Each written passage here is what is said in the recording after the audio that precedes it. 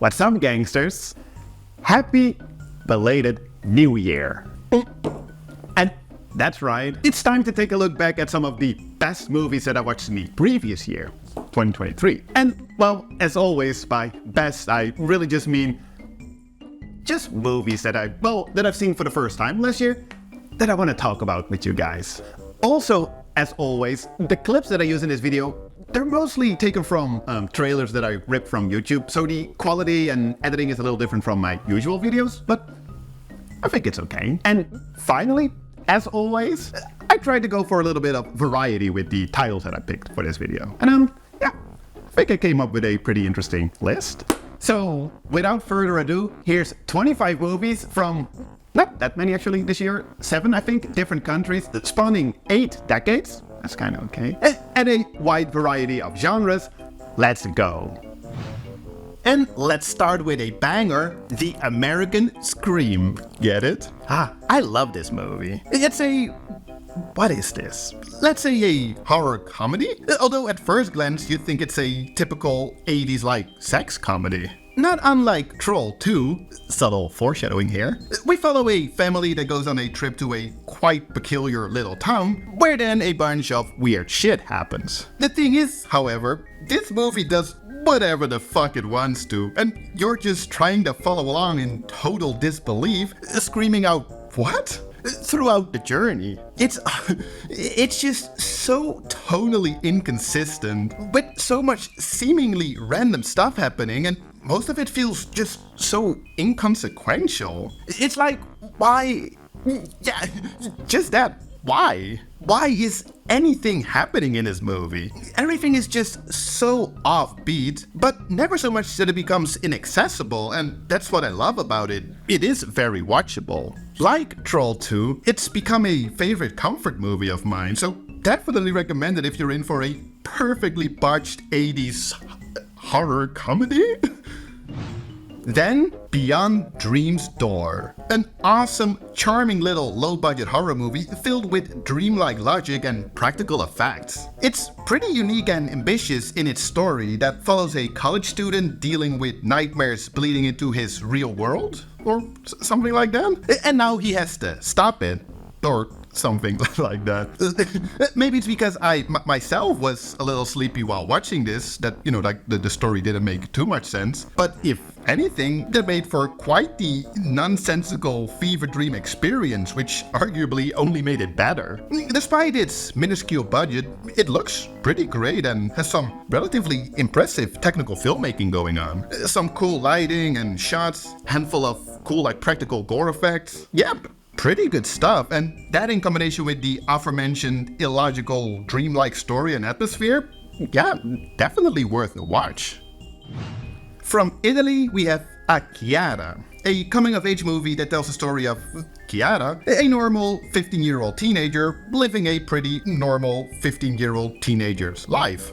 That is, until one day, boom, after which her father suddenly disappears. And then the remainder of the movie, we follow Chiara as she slowly finds out the truth about her family and how all of this affects her. And I thought it was great. It's arguably a little long, slowly paced, but it fits the movie's overall feel. Never does director Jonas Carpignano turn this into a spectacle. It's all rather nuanced. The movie stays grounded and goes for the realistic approach, whereas the audience are experiencing all of this from the perspective of a 15-year-old. And yeah, that can be confusing and frustrating, but hey, it is a 15-year-old after all, so if anything, that adds to the realism. Also, amazing performance by the non-actor lead. So yeah, quite a gritty, emotionally gripping coming-of-age movie, if that's what you're into. Then for something completely different, Deadly Attraction. And you're dealing with some good shit when the official trailer from the director's YouTube channel is titled Deadly Attraction Trailer Version 2.1 Final.mov. So, I I enjoy the occasional brain-melting Christian movie, and while I've seen several interesting titles this year, including A Karate Christmas Miracle and Selfie Dad, Deadly Attraction is undoubtedly the most unhinged. Story-wise, there is so much going on, but at the core of it all we have this dude bro, Mark, who is just the worst.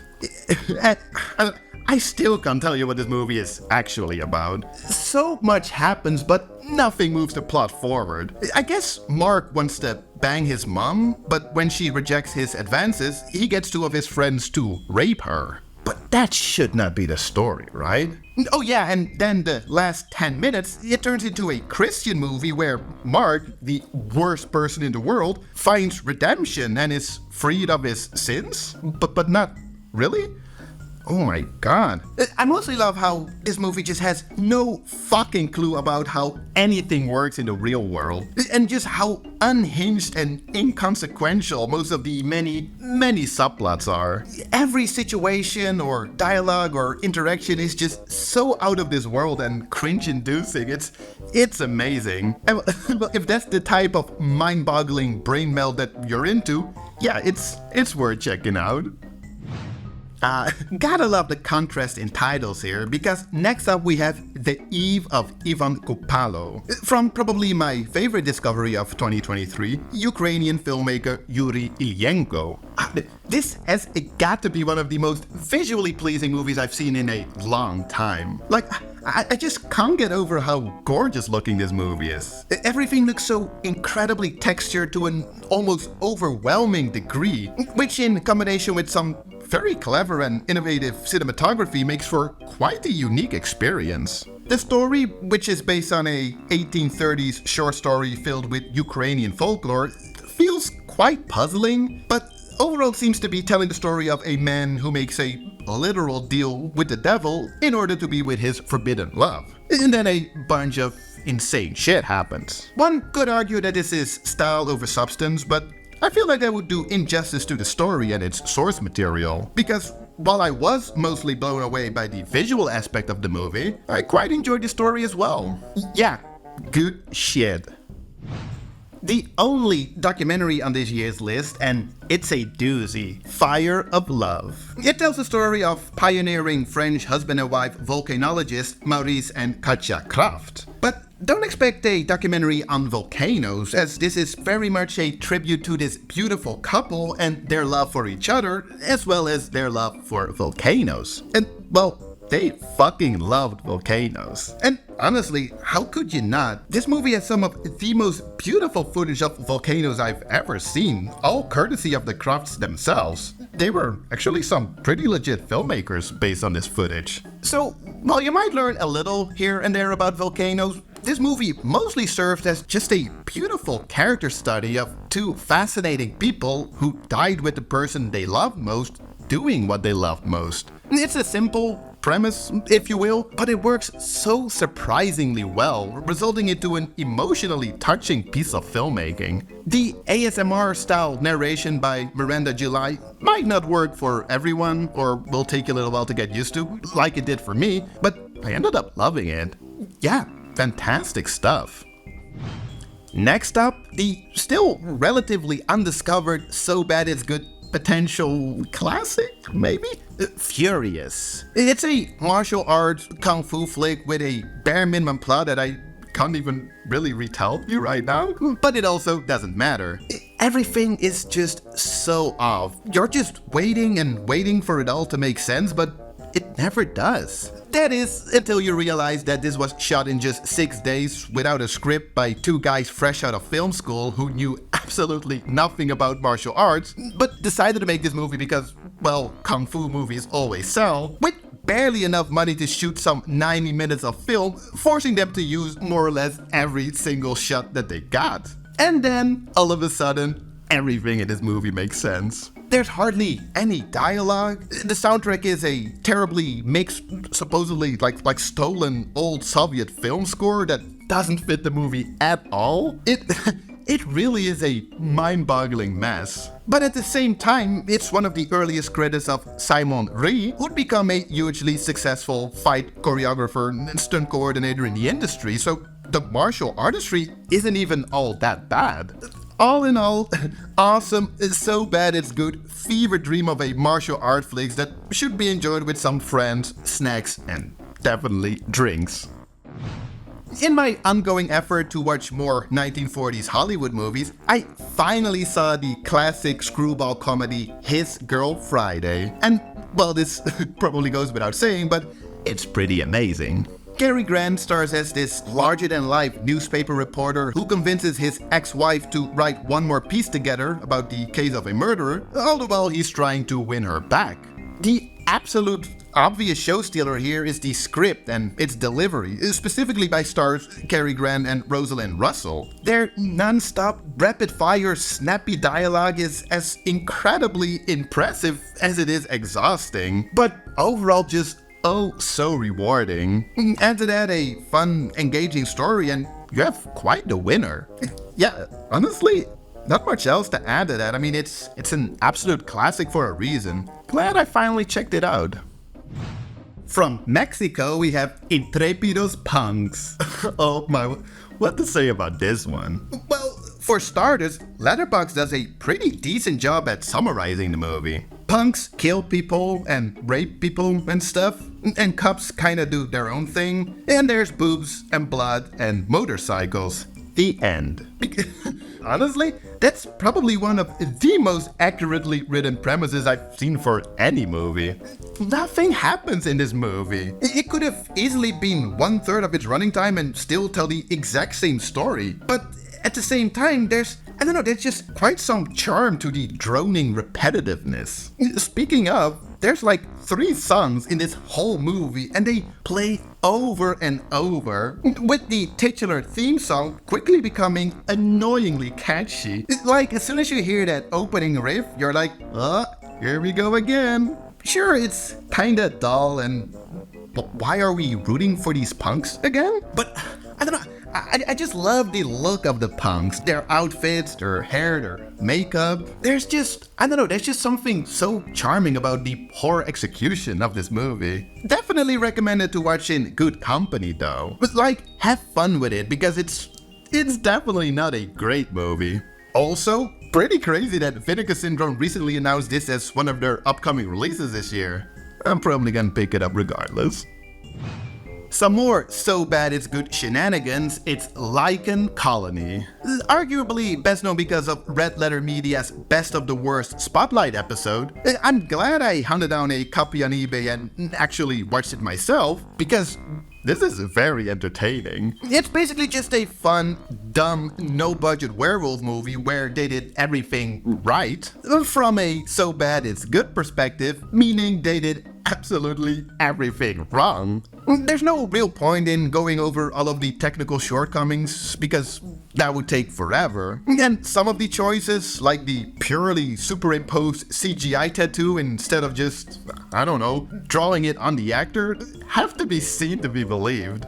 Ultimately, it's mostly just unintentionally hilarious with quite some memorable scenes and quotes. A few dull moments and bad pacing here and there, but for fans of so bad it's good outsider art movies, definitely worth checking out.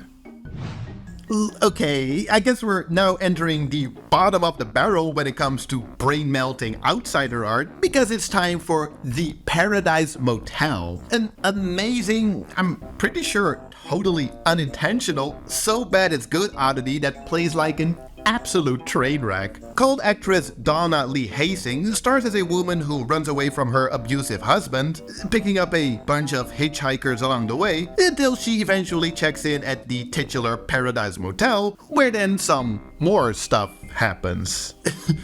Almost all of the directing choices here are just so baffling. The dialogue, in combination with its delivery and timing, feels alien-like. Scenes go on for way too long without any significant contribution to the overall story or experience. It's like a bunch of stuff happens, but also nothing really happens. The way the movie looks, like so flat and just so bright. The list goes on. It's a total fever dream of a movie that almost transcends what even I've come to expect from So Bad It's Good cinema. So, if that's something you'd enjoy, check it out. It's on Tubi, because where else would you find this shit? Parole Violators. This movie is so dumb, but I absolutely can't hate on it because I was looking for an action flick and, well, action it delivered. It's a cheap, independent movie that tells the story of Miles Long, an ex-cop turned vigilante video cop who, together with his girlfriend, he goes after the child rapist and his gang of goons who kidnapped his girlfriend's daughter. The acting is bad, there's misplaced comedy and terrible one-liners, there's zero chemistry between our two heroes, and it's overall just pretty terribly written. The two leads have no right to be alive through any of the action scenes. They basically have a fight to the death in scenes with no real ending, go about their day the very next scene, only to get into the next fight to the death the scene after. But oh my, does it deliver on the action. It truly is one of the best paced action movies I've seen in a long time. Honestly, this is how every action movie should be. Sure, the action and fight choreography isn't always as spectacular as the filmmakers themselves probably imagined it to be, but I wasn't bored for a second. And the last 20 or so minutes is just non-stop action. So, as dumb as this movie is, I actually really enjoyed it. It's a lot of fun, and the fact that it's not well made, but everybody seemingly putting in their sincerest efforts, absolutely added to the overall experience. Poor Pretty Eddie. Now, this is a weird one. On the surface, this looks like your average Deliverance-inspired piece of gritty 70s Hicksploitation, which it might just be, but then with everything just slightly off. At its core, it is a rape and revenge movie, with this popular black singer having her car break down in the middle of southern USA nowhere, and having to stay at this lodge run by a former burlesque dancer and her much younger wannabe Elvis Presley boyfriend, and then, and I just can't seem to put my finger on exactly what it is that makes this one feel so off. Again, like, part typical exploitation, but then also part delirious melodrama, and then with its fair share of just offbeat scenes thrown in throughout its running time. Something that might explain some of it is the fact that it's produced by eventual convicted murderer Michael Thieves, the quote-unquote king of pornography, as a means to launder money that he got from doing business with the mob. But then, at the same time, it also stars multiple award-winning actress Shelley Winters. It's something. And I still can't tell if I really liked it or not, but I was definitely intrigued by it, and that's why I guess I'm sharing it with you guys right here, right now. Yeah. Then, from prolific Japanese pink filmmaker Hisayasu Sato comes Rafureshia. Is that how it's pronounced? Sometimes described as one of his more light-hearted movies, but with this being Sato we're talking about, that's still not saying much, because this is still all kinds of twisted. We follow two women, one who escapes her abusive father, and the other a housewife stuck between her careless husband and perverted mother-in-law. They eventually cross paths and then form an unlikely unity. And, well, that's really skimming over a lot of the straight-up deranged and bizarre characters and situations that they all get themselves into, like, throughout this whole movie. But it is a comedy?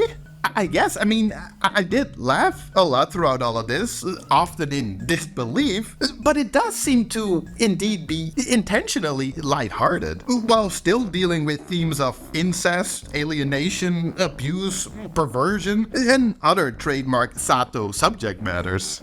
The crazy thing is, though, that it is all actually rather weirdly wholesome in the end, as messed up as the whole ride is. So, definitely not for everybody, but for people with a twisted sense of humor, this could absolutely work. Let's return to a bit more mainstream fare with Roma, arguably one of the better movies on this list. Obviously, as this has been released to basically universal acclaim. So perhaps a bit of an obvious inclusion here, but I still wanted to quickly talk about it because I was quite mesmerized by it.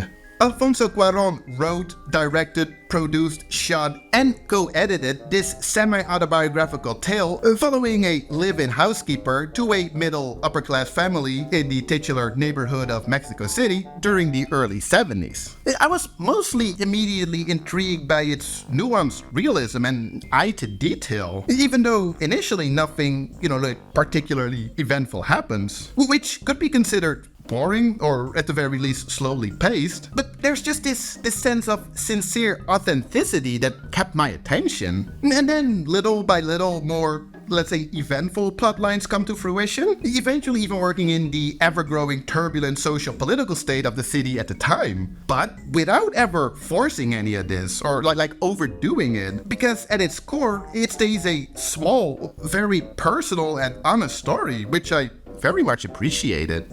Add to that a gorgeous black and white cinematography and great natural performances, and you have quite the winner in my book. Yeah, I'm happy I was finally able to watch this.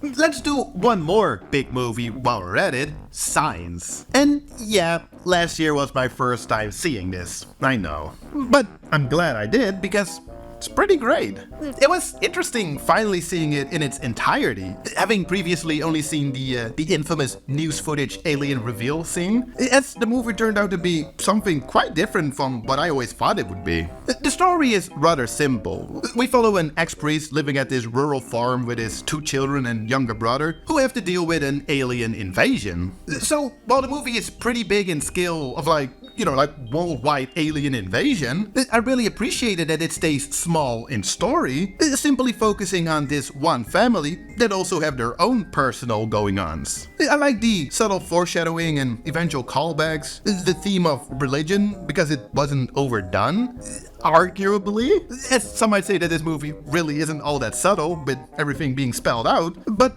personally, I liked it. I don't know, it just worked really well for me. There's just something, I don't know, like, comforting about this movie.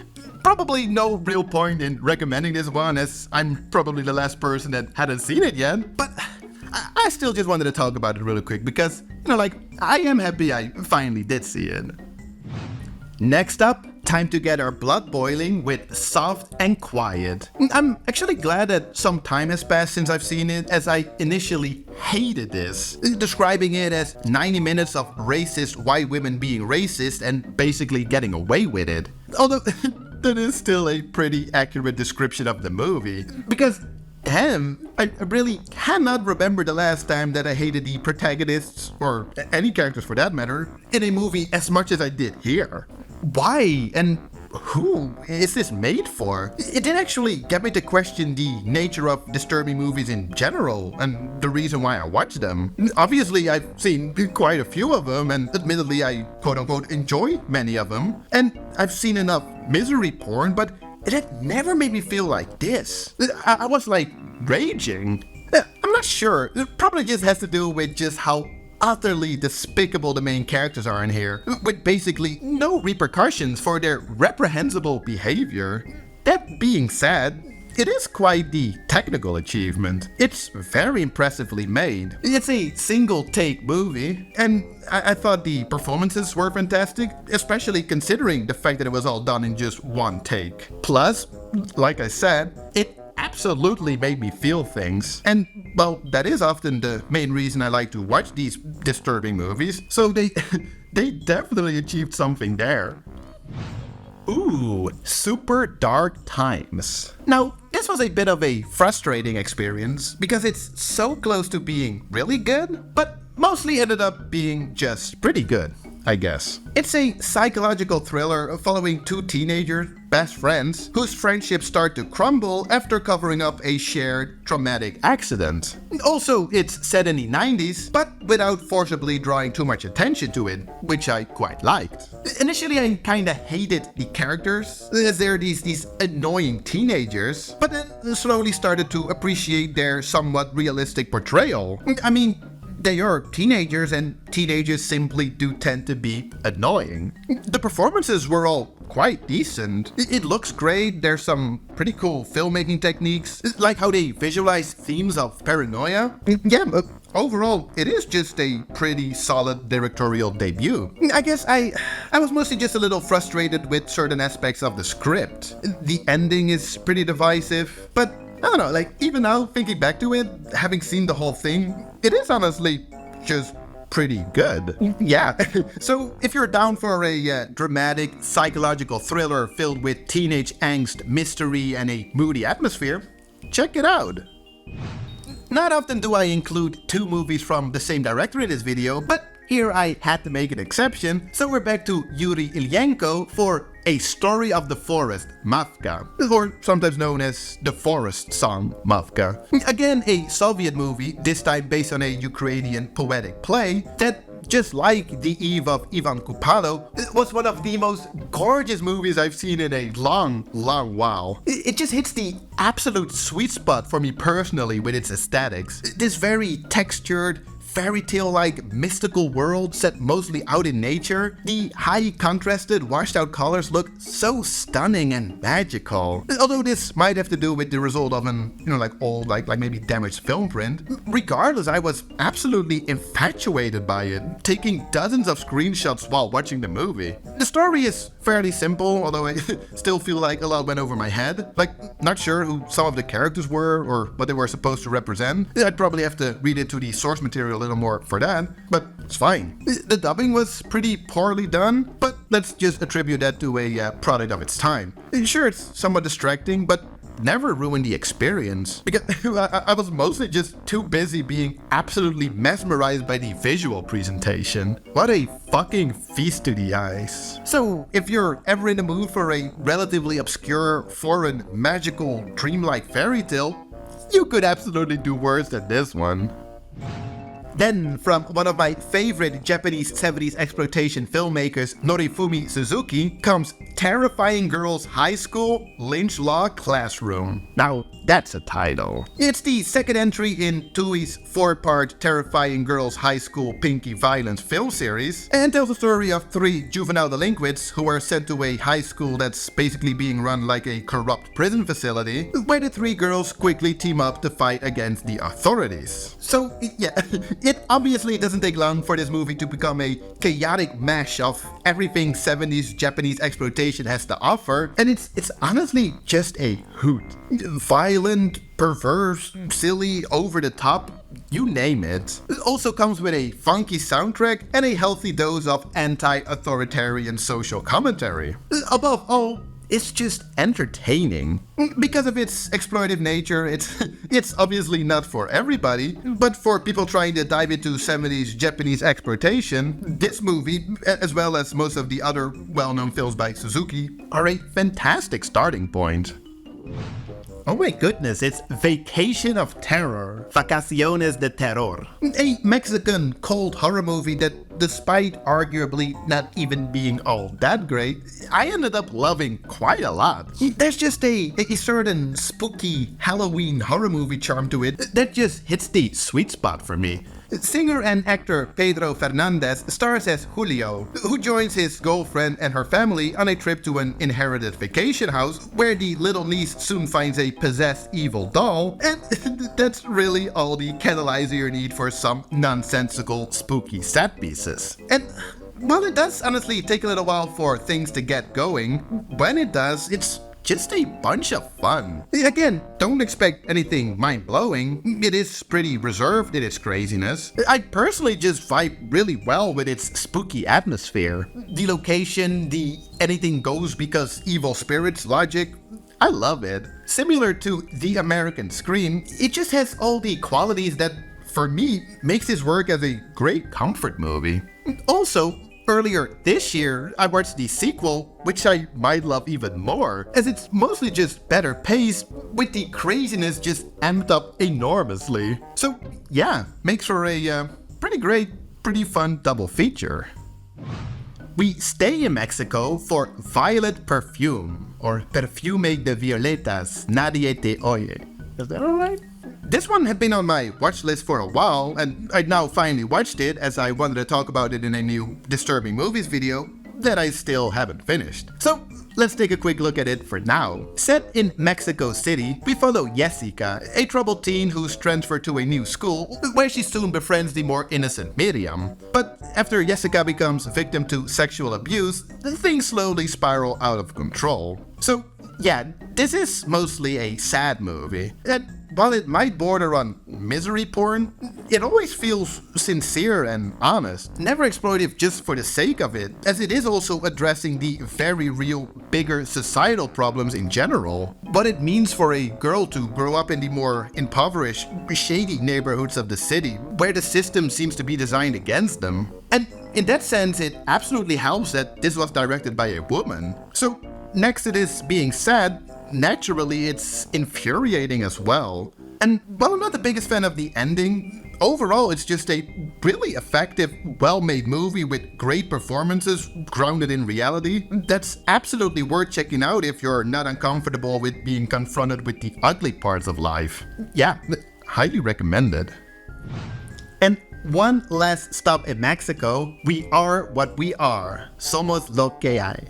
That should be enough Spanish for today, right? On paper, a sort of sequel to Guillermo del Toro's Cronos, but in practice, just a dark tale of a family who, after the death of the father, struggle with providing the needs for their cannibalistic lifestyle. And while it might sound like a bunch of fun, this is a pretty straight up just like dark and serious movie. Like it's not really fun in any traditional way. It is, however, a rather original and, dare I say it, realistic approach to the cannibal genre. That, in combination with interesting, quite fleshed out characters, pun somewhat intended, inner family dynamics and good performances, made this work pretty well for me.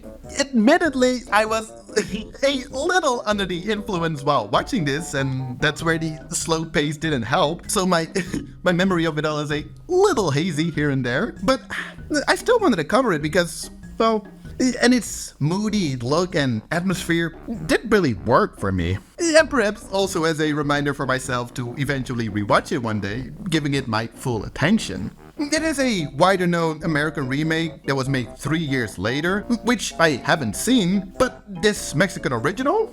Yeah, I liked it. Okay, sure, a little more Spanish. This time from Argentina, When Evil Lurks. Cuando acecha la maldad.